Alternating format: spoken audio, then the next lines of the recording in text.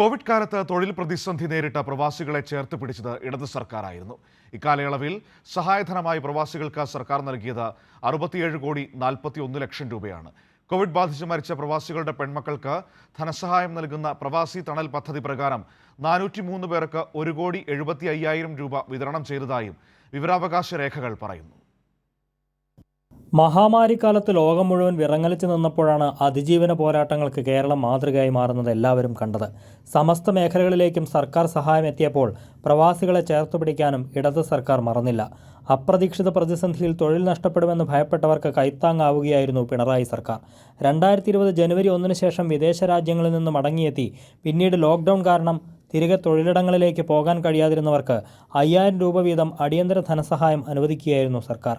ഇത്തരത്തിൽ 1,34,823 പേർക്കായി 67,41,00,000 രൂപയാണ് നോർക്ക റൂട്ട്സ് വഴി വിതരണം ചെയ്തത്. വിവരാവകാശ പ്രവർത്തകൻ രാജു വാഴക്കാല.